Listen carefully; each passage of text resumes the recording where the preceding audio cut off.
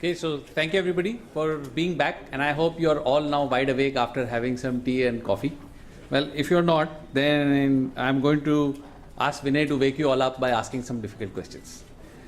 Okay, so I'm delighted to introduce our next speaker for today. He's Mr. Vinay Dwarkanath. He's head of Microsoft Services for Wipro Limited. And Vinay has been with Wipro since 2002. And he is currently head of Microsoft Services business, which addresses the India and the Middle East market. And prior to this, he was heading the cloud services business for Wipro. And his experience spans solutioning, alliance in product management, and he has exposure in global and pan-India enterprise markets. And he has specific experience in structuring large multi-year end-to-end outsourcing deals covering assets, talent, infrastructure, and application services. And he has done the solutioning for global clients with very large and complex multi-technology requirements. So today Vinay will be speaking on IT solutions and and IT engagement. So please welcome Mr. Vinay Dwarkanath. Hello. Hello. That was a long list. I didn't know I did all that. Right. So today my designation reads Head Microsoft Services, but I'm not going to be talking about Microsoft technology today. Right. I will actually draw from my experiences in one of the areas that was mentioned, which is outsourcing, where managed services is pretty relevant. And I'll be talking about operationalizing, a managed services plan that some of you or many of you might have, right?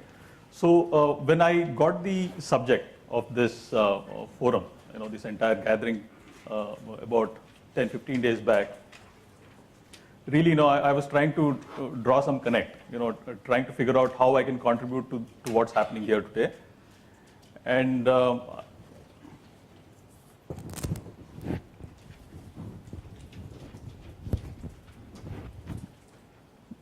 did you guys get what I was saying? Yes. Okay. Okay.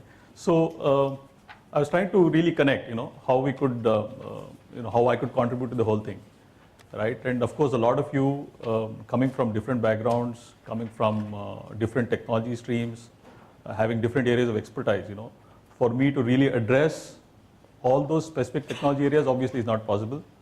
I'm not a core technology guy myself. My experience has been more around structuring, as I said, a lot of these contracts as a vendor, right? With large customers wanting to, go the outsourcing way in different models, different formats.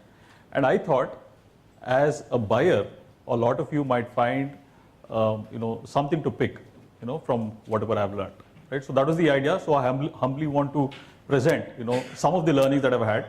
In no way is it comprehensive, right? It's not a disclaimer, but I just want to tell you that this is not a comprehensive, end-to-end guide, probably on structuring a managed services, but I think it can give some good pointers to those of you that are interested. So I was also trying to figure out, what industries that all of you represent. So I understand there is hospitality, some from the hotel, hospitality industry, some from healthcare, some from transportation, shipping, some from power industry, then some from the auto space, some from finance. So I think that's a good mix of people. So I will try and relate as much as possible to some of these industries so you can actually make a connect, right? So that said, a quick outline that I had shared, right, if you want to quickly read through. So some typical questions, right, a lot of you IT leaders would face with respect to managed services. Do I really need managed services? What is managed services? Do I really need that? What are the models available, right? In case I decide that, as an organization, the management or I want to make an impact by going whole hog in a particular model, what are the models available, right? How do I choose amongst these various models? How do I evaluate the vendor? How do I operationalize? That's what I was talking about. how do I ensure I'm nimble, flexible, etc. for adopting this model. This is the agenda.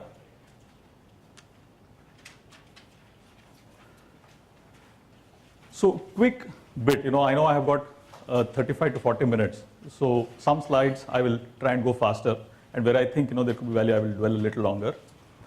So quick view on how managed services as a model evolved, right? So the IT industry was not managed services from day one. The service providers were not, MSPs from day one. So I remember, back in, I don't know, 2000s, early 2000, maybe 99, 2000, etc.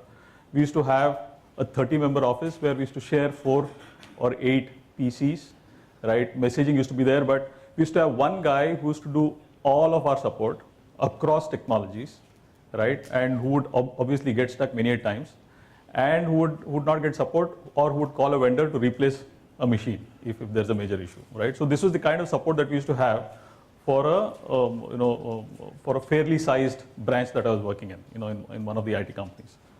So from there, that is pretty much, in my mind, the phase one, where you had certain infrastructure, but the support was not so structured. From there, we moved to something which was a little more structured, where you had possibly dedicated people for certain towers, right, within your technology landscape. And from there on, you move into something which is remote managed, where your processes are more mature. There is a focus on having a certain structured process to the whole madness, right, and being able to measure and actually goal your IT department. So this has been broadly the motion that's been happening in the industry. So most of you might be familiar, but I thought I'll just put it up for those that may not really look at it this way. On-site plus remote, and managed services is going the remote model way, right? A lot of you, senior IT leaders, CIOs, etc. I think the typical pressure in a fairly large-sized organization that one would face is kind of summarized here, right? Nobody wants to hear an issue of IT hampering business, and this is something that I've personally seen. This is something that I've come to personally expect, though in my heart I know that possibly it's not always possible. But business, right? End of the day, corporates, business, the language that is spoken is, I want IT to deliver. I am a business guy. I don't care. I don't know, right? But this is the expectation that I have, right? So given that the expectation, the entire context in which we operate is so stringent, right? And these are all the different forces that act on us, right? Give me business value. The complexity is increasing. Obviously, I mean, gone are the days when you had a single brand of PC, maybe 3 PCs, 5 PCs, 10 PCs, like the one that I was talking about. Now you have devices. You have multiple devices. You need expertise on all those devices. You have different environments. You need to coexist hybrid environments in your organization. So I think the complexity is just skyrocketed, right? And amidst all of this, there is a cost pressure, right? There needs to be an alignment of IT to business. People want to measure IT in terms of how they're delivering to business outcomes, right? So these are possibly languages that you've heard in your organizations, and it typically is a mantra of the business guy to shoot out these things to the IT guys, right? And the 24/7 availability. So all of this is complex. It is stressful. Amidst this, you need to run your business, right? So that is hygiene. If you're having issues running business, running IT for your business, then you're a goner. Apart from that, you need to be constantly catching up, right? Keeping apace with the latest technologies, getting them in, showcasing them. So that's part of the value that you're supposed to give to your organization, right? So that said, quickly, business priorities. Like I mentioned, business centricity. People want to know what you're contributing to the business. Operational efficiency, they want you to constantly show better and better metrics with respect to how you're managing your IT, right? And thirdly, cost optimization. So all of this at constantly reducing costs. So it looks like really a puzzle you can't put together, right? One of the pieces possibly that could help in these scenarios is a managed service provider, right? It's not a mantra that will solve all issues, but there seems to be certain expertise in the market, in the industry, right? Where people are focusing on wanting to be better and better managed service providers. So why not try and take advantage of what is there, right? So that's the premise, with which I want to submit, some of the advantages that a managed service provider can bring to the table, right? So if you categorize them, the advantages can be around people, flexibility, costs, increased efficiency in technology, right? So to quickly pick some points up, if you were,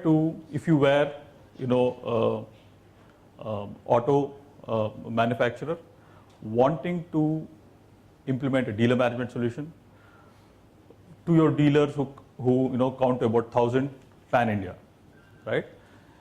Individually developing a capability to do all of that obviously is a challenge. I think it's a huge task and there are big pitfalls for failure.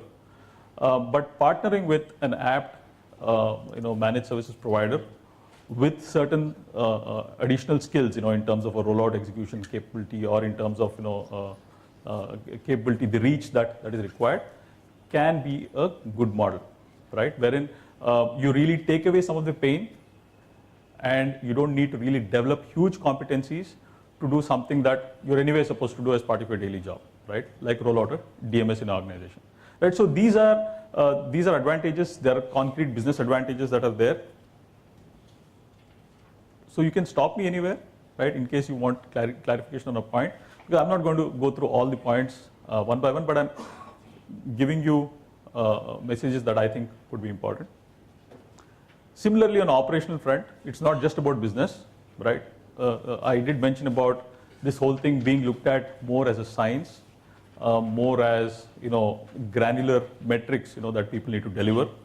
For example, if one were to look at call volumes from a 10,000 member organization on end user support and start look at it from a perspective of wanting to optimize, right, the call volume, in turn getting benefit in reducing the effort that goes into solving those issues, that becomes a metric, that becomes a direction, that becomes an initiative in trying to better the efficiency of your IT support. Fair enough? So this, in a sense, being looked at as a science by some of the managed service providers, Wipro is one among them, can lead to benefits, obviously for Wipro as well, and for the customer, because the benefits of these get passed on to customers, because Wipro needs to stay competitive in the whole prospect.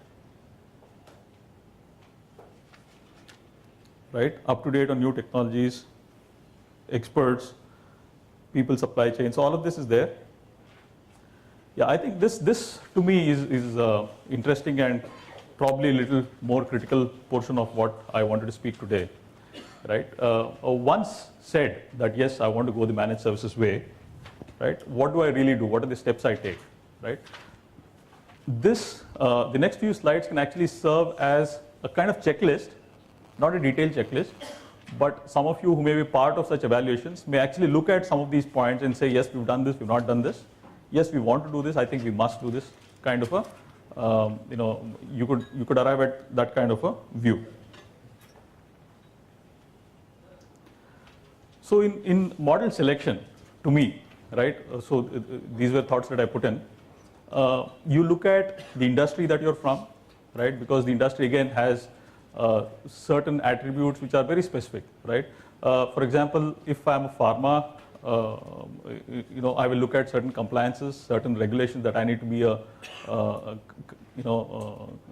complying to. If I am in say BFSI, there are a different set of restrictions that I have. I need to look at those restraints, right?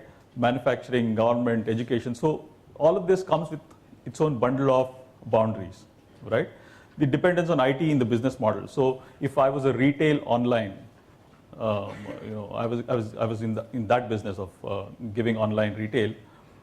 My dependence on IT is fundamental, right? I live on IT. Similarly, if I was, as the example of the auto major I was suggesting, then that can easily be a competitive advantage to me, right? Vis-a-vis somebody who's not in the auto space with a dealer management solution, right? Vis-a-vis them, I have an advantage. So IT plays different roles based on the industry you're in, right? Similarly, IT plays a certain role with respect to the to your specific organization. For example, right, I have already implemented a certain ERP solution, right? I already have selected certain platforms for database for my operating system, right? What are the investments I've made? Where do I go from there, right? Suppose I have 1,000 branches, right? Have I automated all of the branches, right? What is the connectivity to all of these branches, right? How do I leverage my existing investments? What is the IT density I have? How much of IT am I investing in per employee, right? Is it relevant in my industry? Is it more in my industry? In my company, what is the specifics, right? So these are attributes that I need to look at really and arrive at some kind of understanding, which is basically inward looking, right? I look at my organization, I look at my industry and say that, boss, I'm here, I possibly need to be here. This is the route I can take.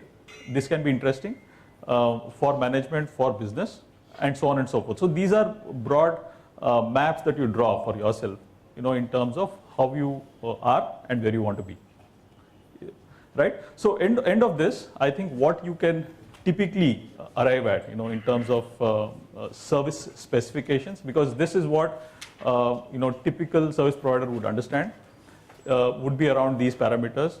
Do I maintain everything in-house?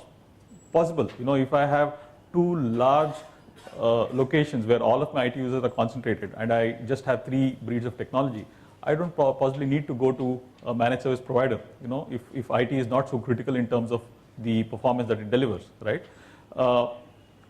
Possibly, I need to go to a provider as well based on the demand that my business has of me, right? What is the budget that business is willing to give me, right? What are the service level expectations? What is critical?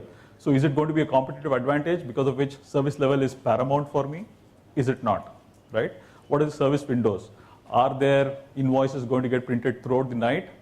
If invoices stop getting printed, will my bikes stop at my gate without a gate pass, right? Without an invoice to get shipped out with.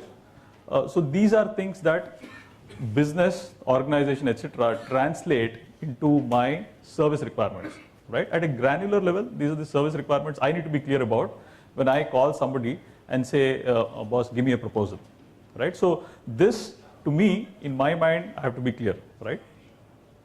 Is that okay?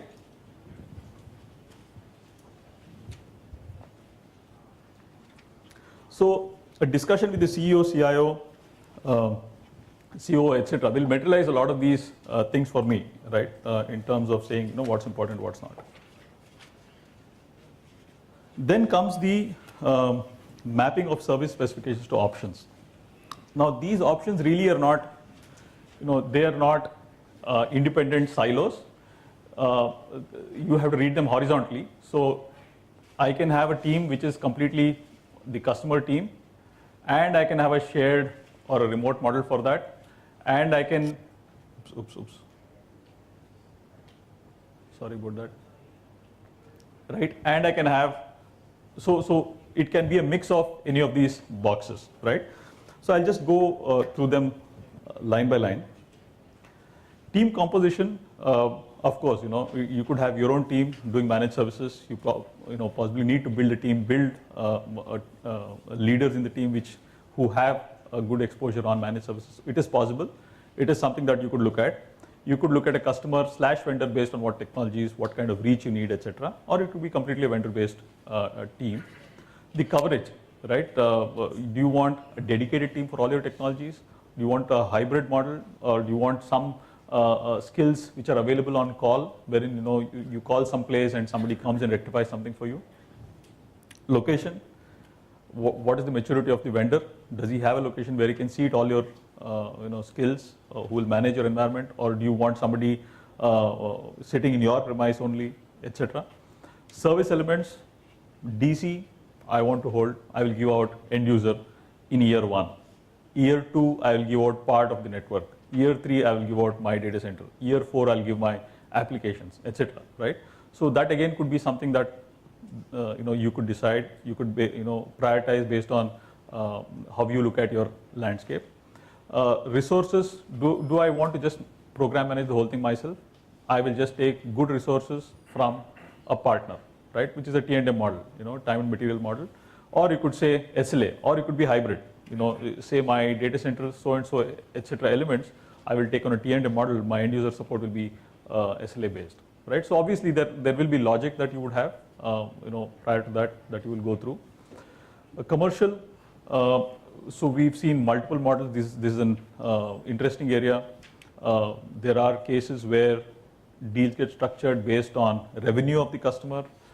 Deals get structured based on usage of some of their. So for example, if certain services of theirs get used by their customers, then they are willing to pay a certain value to the vendor, right? So different ways that the deal gets structured. So some could be lump sum turnkey projects, some could be T&M, which are projects, right? These are terminologies that are there in the market.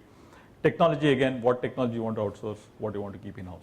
So this is the broad spectrum of options, right, that you would really navigate through and try and say this plus this is what is in my bucket, right? So just one use case. This was for a company with branches. This was a bank actually, and the model is in the right top in the blue, right? So look at a help desk at the data center 24/7, right? A data center management at both the DC and DR for all the data center elements 24/7. A NOC for network management, right? At DC and at branch offices there was a monitoring done 8/7, right? Vendor management at both DC, DR. Offsite support for 100 critical branch servers, right? Offsite as in so people are not at the branch but are willing to go to the branch in case of a issue, right?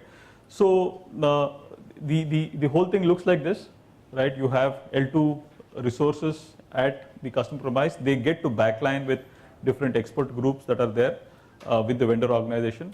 A KM which is there, possibly PAN customers, right? There is a KM which which are technology specific, which could have been from issues that resulted in that customer side or from another customer side, which is really one of the value adds of going with the MSP. And of course, there are principals who will backline, who will give you support whenever there's an issue, right? So this is a use case of how a model could look like. This was a case I wanted to make on remote support specifically. If you look at the dotted box on the right side, that really gives you a view of what you would get in a completely on-site dedicated model. Largely reactive because you have a team sitting there which could be using tools, right? But it will be fairly reactive. Senior bunch of folks. We are assuming that they're not using all of the tools that are available in the remote sense. L1, L2 skills, limited variety of tools, limited KM because they possibly restrict the KM that is built up from that site. They're restricted to that. And limited access to specialists across technology because organizations could not typically afford, right, specialists, L3 specialists in each of the areas that they've invested in, right, which could be a small network, but a small network can give you big issues and you may not have the wherewithal to be able to manage big issues in your small network, right? So that is the premise. This vis-a-vis what's on the left is really, in terms of being able to have a NOC, enterprise tools, leverage it across multiple customers, being able to have a shared knowledge base, again leveraged across multiple customers, people, L1, L2, L3, multiple skill levels, again getting leveraged, so to some extent cost getting distributed across multiple customers, and L0, hands, leg support, etc. on site, which will really be able to. So this is a different model, which basically the slide is a case for remote support. So when you look at a vendor engagement, right, if you look at an end-to-end vendor engagement, typical steps that you may want to tick through, right, this is how it would look. Interest shown by you, right, vendor team comes in, they initiate the entire discussion. They need to really, right, if you're engaging the vendor full-fledged, right, they will typically start with your business requirements, map it to certain technology requirements, future needs. So these are all the things that would be part of a workshop that could be conducted by a vendor. Take you through a financial summary and a technical summary of what a proposition could look like for you. With your approval, take it through to a detailed technical proposition.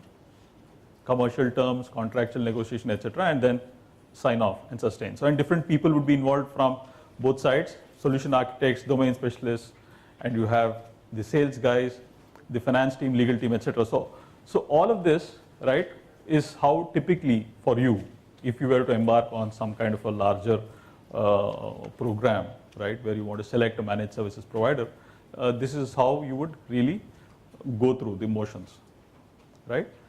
And these are typical pre-deal steps with vendors that you could have. The indicative actionables within each phase is covered in these call-outs. Objective setting, I think, see, in this slide as well, right, you could really get the vendor to come in at any point in time, right? You may design the entire specification, do all of the mapping, and then say, hey vendor, come in, this is your agenda, please start from here, right? Same way here, you could do a lot of this and then just release it as an RFP at some point in time, wherein you've done all of the study in-house, you're on top of your needs, and then you call somebody and say, this is it, I just wanted to quote as per this, right? So this is an option you have. Otherwise, the vendor will typically go through a longer cycle. So you know, team formulation, business analysis, scoping projects, scoping the entire program, right?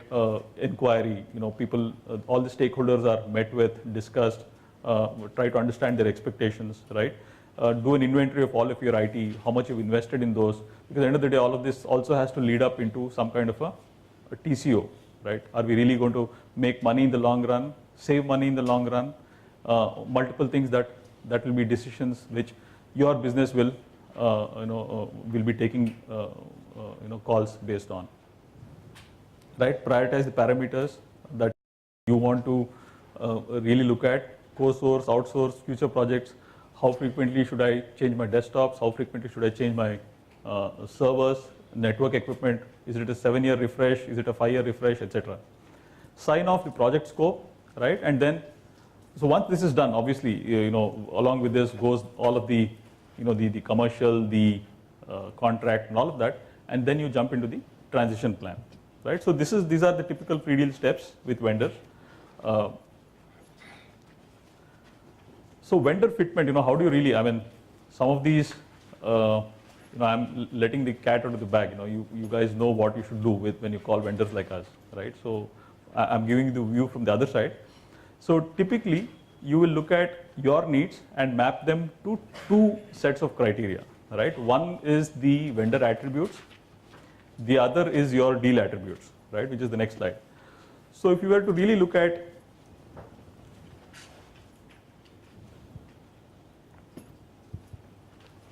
vendor attributes, you would really cover these aspects, right? What is the stability of the organization?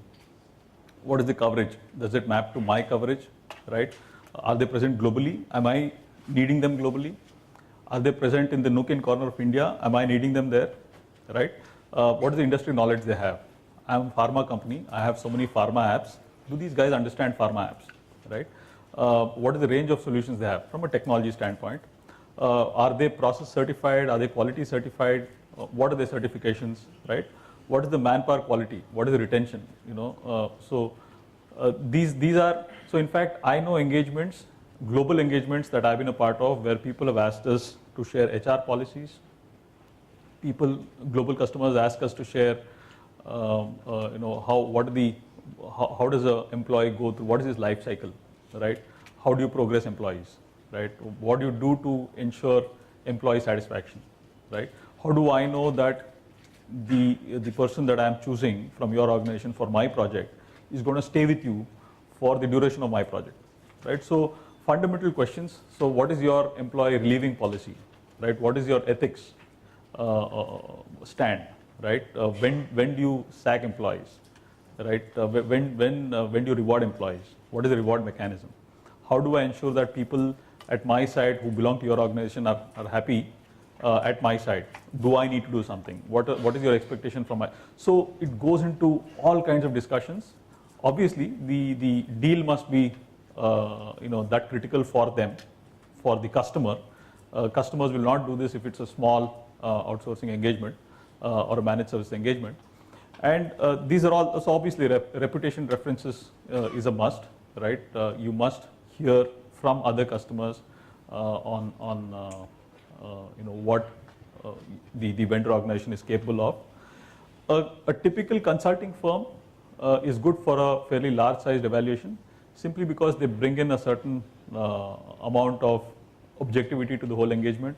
Relationships would not matter so much. Somebody knowing you or you knowing somebody in the vendor organization really get nullified and get addressed, and the consulting firm is able to get in good templatized evaluation processes and a lot of objectivity to the table. Deal attributes, these are more specific. Again, if I am having branches in small towns, what is the model that this vendor can actually, does he have a partner ecosystem where he is able to go and reach out to those nooks and corners of India, right, to be able to manage something that I have? Does he have the ability on BYOD, right? If all of my executive users are on iPhones, is this guy going to be able to manage, right? Or do I have to have an alternate mechanism? So all of these are deal specific attributes that you again evaluate your vendor on, and then decide, yes, he is fit for this engagement, or he's not fit for the engagement on certain parameters. And that's when you really take the route of comparing vendor A, B, C and seeing what's more priority. So all of this actually rolls up into something that can be a fairly complex evaluation process with ratings, with weightages, right? And then arrive at what's critical for you and who's meeting it maximum. Because many times you may not find a single vendor who fits all the parameters that you have, right? So one of the areas of maturity is also to look at the artifacts that these folks can bring. So part of the whole engagement is to have a process. Part of the engagement is to be able to measure the process using certain artifacts and actually report them in that fashion, right? So if you were to look at a sample transition plan at a very, very high level, right? Typically this would get done for each technology stack location wise, right? But if you were to really zoom up to 30,000 feet and look at something like that, you would have really 4 areas.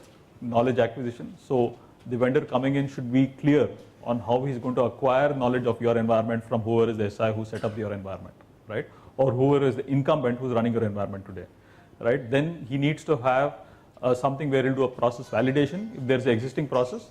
If there isn't an existing process, he needs to be able to do a process implementation, to be able to run through and actually manage your infrastructure for you. SLA measurement, this again is a critical area because we as customers can be demanding in terms of the SLA. We can actually be very exact in how SLA should be measured and what's the SLA I need, but we may not be realistic in what the SLA is getting delivered today, right? So baselining of SLAs is also important.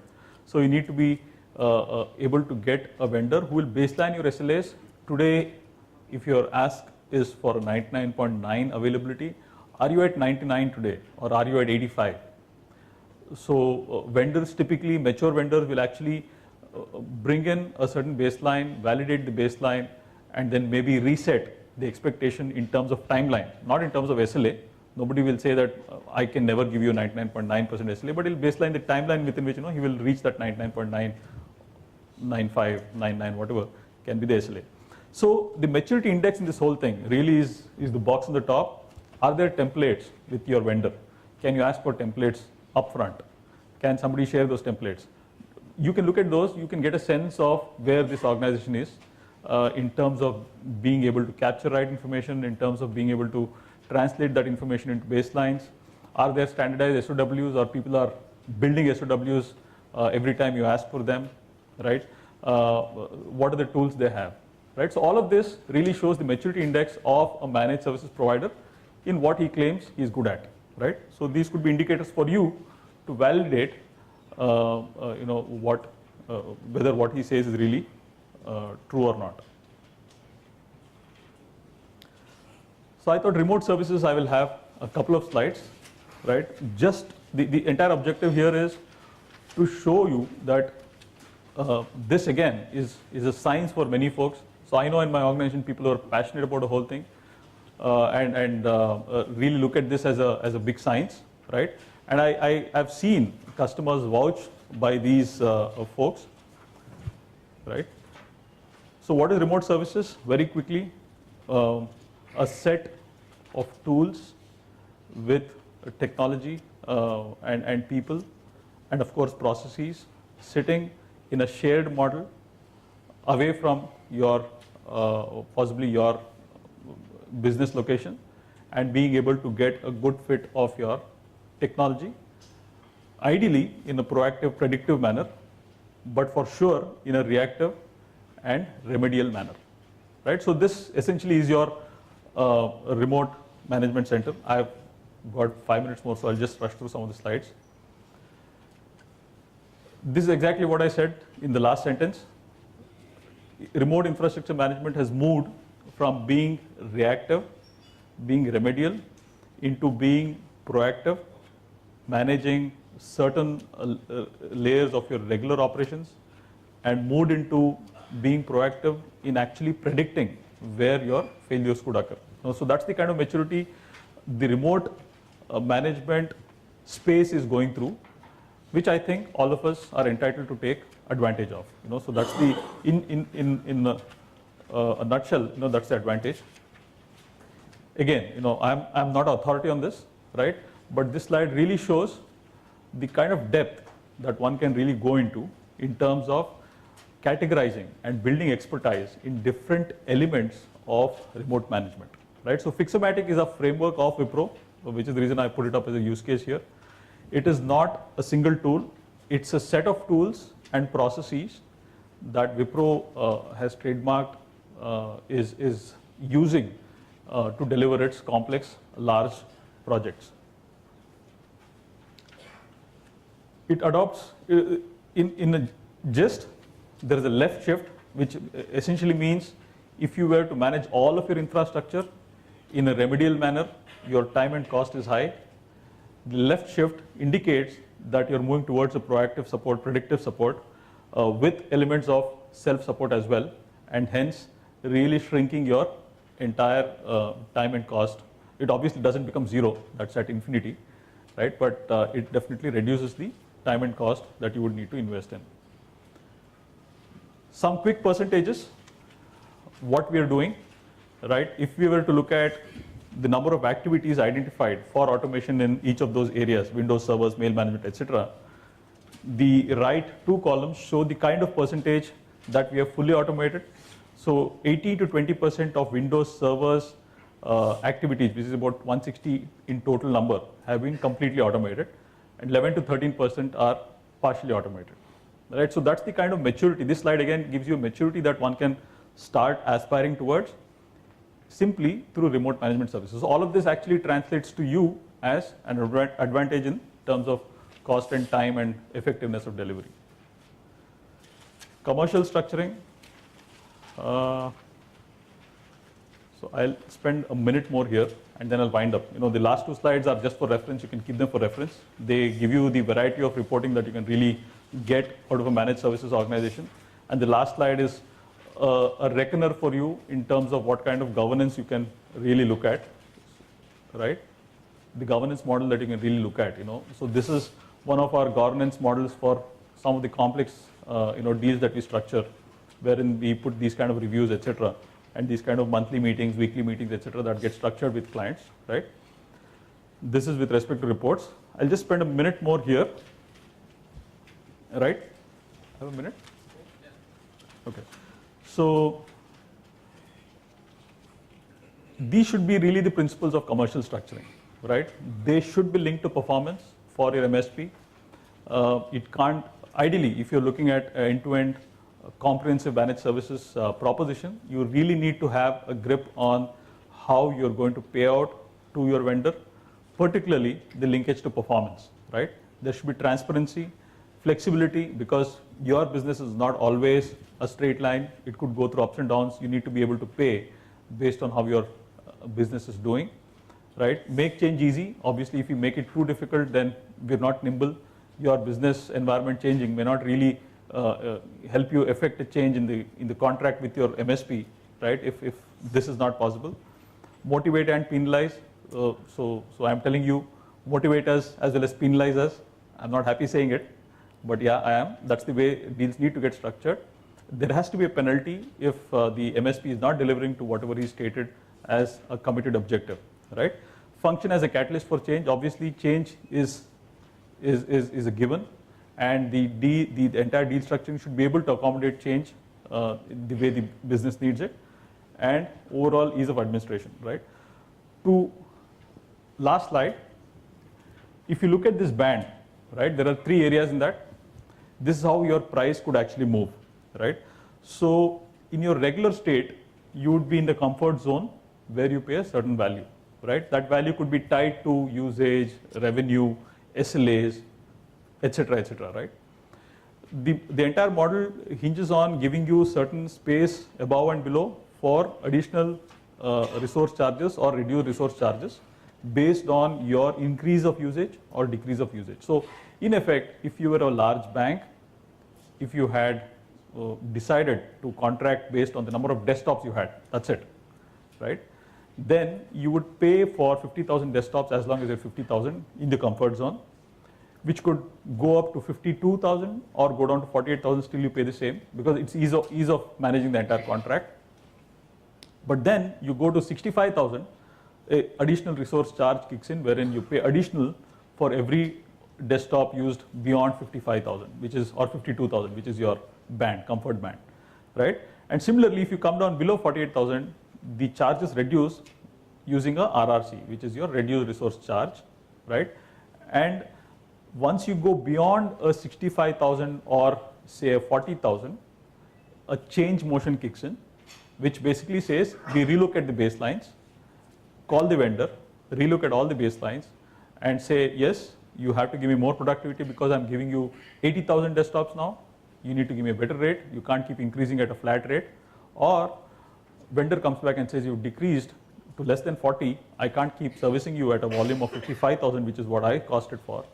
So you need to pay me more money, right? So this kind of discussions happen. So this entire model gives you a better handle of operationalizing your commercial discussions with the vendor, and it doesn't become too operational, right? You're not every day haggling with the vendor saying, boss, today you gave me 4 more desktops to support, you need to pay me money, how do we track that, etc., etc. So this kind of gives you a bigger picture and lets you really control the whole contract, right? So this is where I wanted to stop, yeah, and questions or test.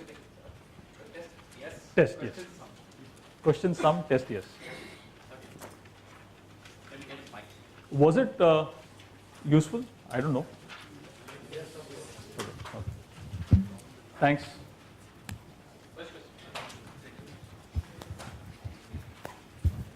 Hello. Hey Vinay. Hi. I'm Sajid and I support Barclays. Hi, Sajid. Okay, Hi. and I have it probably outside context question but related to outsourcing. So I've been working with a deal, or I've been asked to work with a deal where we need to pull some workforce, global workforce to India, where we need to select a few vendors and distribute the workforce across. And once we looked at a few of the proposals, and not just from India, but across the global service providers from different locations, we really, the cost, which always used to be the eye catcher for any of the outsourcing deals, which was not really, at this moment, India is never a cheaper option to be. So what are the other attributes do you think that can really drive these jobs to India, or probably what is the aspect which we really need to put our brains on to see how we can get this down to India, or what is the attributes which is really we want to highlight into the proposals? Okay, so this is work currently getting done outside, possibly Yes. needs to move to India, but should be attractive for somebody above all of us, Yes. God, Yes. to decide to move Exactly, to India. that's the right word. So I think for a business guy who's sitting right at the top, cost with quality hygiene is good.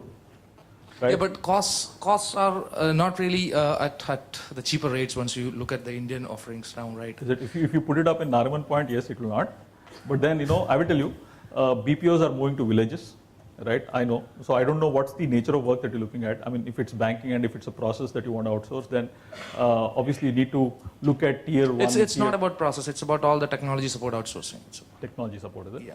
So even cheaper city options, so-called cheaper city options like Pune are not working. They're not working? No, I'm from Pune basically, so Okay. Pune is not really working for It's us. not really cheap also. No, Okay. no more. I lived in Pune. Okay. So probably Chennai was one of the options we found out.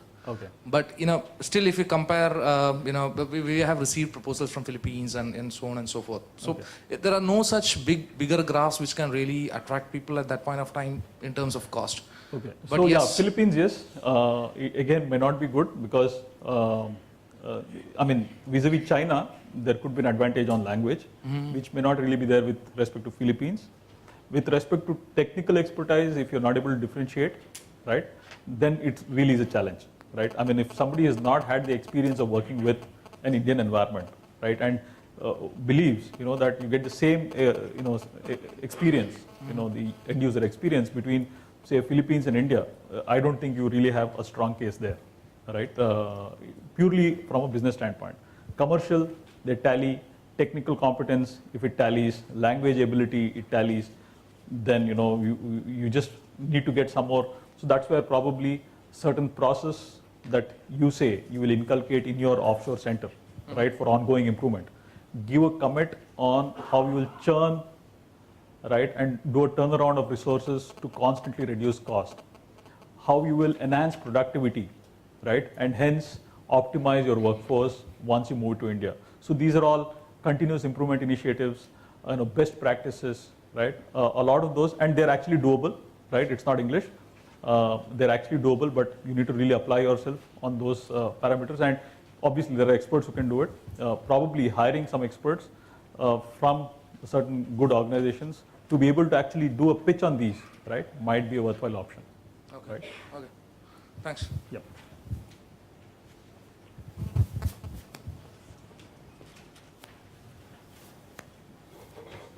Thanks, Vinay, Thank you. for wonderful presentation. My question is on service specification, where I think one of the most important aspect you have left it is security. Yes. Because most of the BFSI domain customers are always looking how competent a vendor is in security processes. Absolutely. So absolutely. I think that is. So my if you miss, can put. I don't know, it's definitely a miss. If I had not put security there, it is a miss, no doubt. Probably because of the late night that I was working on that particular day, and security just didn't come to my mind. But of course, security is an area where we've dwelt days on end with customers. I remember one customer who was from the same IT/ITS space and who wanted to outsource his entire, services, internal services, and I was there representing Wipro, and he wanted to know how his customer information will not reach my client-facing team, right? So security to the extent of actually wanting to know how ethical you are, so ethics in security, right? So right from there, right, to protocols, what kind of certificates you use, how will you encrypt, really the technical perspective. So this definitely is critical. It could be a miss, but point taken. That would be one of your criteria. One last question, please. So one here and one at the back. The ladies are not asking. Hello. Sure, sir. Hello. Hi, I'm Snail from Adani. Yep. I just wanted to, do you find any difference between managed IT and outsourcing? Okay, so managed IT typically your infrastructure, your applications on a SLA, right? That would pretty much, in 5 words, kind of be managed IT. When you say outsourcing, you could say, and we've had customers, say this, that I have 100-member IT organization. Here they are. They have better career options in Wipro, please take them. I have 60,000 desktops, out of which 20,000 are 5 years plus. I've got 10,000 which are 4 years plus, 30,000 which are 2 years plus. I don't want them on my books. Take them. I've got these servers. Take them. So outsourcing really could be much larger perspective, wherein you could have people, assets, applications, infrastructure, services, all of this bundled in as a single shot, right? Whereas managed services could really be just a part of this puzzle. It could be infra. It could be applications also. You could do managed application services also. Right? Thank you. My background is more on the infra side, so you could have seen possibly some orientation there on infra. Yeah, the lady the last. If that was your question, you have to have a different question now. Hi. Hi. Yeah, I wanted to ask, like, in terms of managed services, most of the places, what the challenge we have found is in terms of getting the ownership from the partner. Okay. You know, there would be certain people in the organization who would need to manage them for the managed services. Absolutely. So, how can this be best answered? Okay, so I am speaking to some customers where I get a call from the CIO at 2 in the morning saying my engineer was not at his desk. That's one way you can manage, right? And if I didn't take the call, I know where the call would land next. So I dread those calls and I keep the phone right next to me and I wake up and see my messages and maybe I don't sleep again, right? So that's one way to manage, right? Really you have to keep your vendor on the toes. It could be escalation, it could be, but the typical way, right, that gets managed is through a governance structure, right, which was the last slide that I showed, right, wherein you have a rigor of a weekly meeting, you have daily reports and a daily rigor in terms of what questions you're going to ask the vendor, and the vendor obviously has the option of giving you wrong answers, giving you incomplete answers, and all of that could eventually contractually get tied to his payment, right? So if the organization is mature, if the organization's employees, the vendor organization employees get measured on these aspects, like payment, like revenue, like new business from the customer, then trust me, they will be on their toes. If you structure their contract, to actually keep them on their toes. So it can be done in a structured way. It may need a little more time from your side in terms of structuring it at at the start, and then it goes through. But it's not easy. It's not easy because dependencies are multiple. So a vendor could always say the dependencies on third party, right? If you have some 4 parties and you have an application issue and the vendor is only an infrastructure player, then he could just say that I think it's an application issue, right? So to that extent, there can be balls falling between stools, but you can tighten it significantly, is my view. Thank you. Thanks. Okay. Thank you so much for this opportunity. I hope some of you will call us for some discussions and proposals. Thanks. Thanks, Vinay.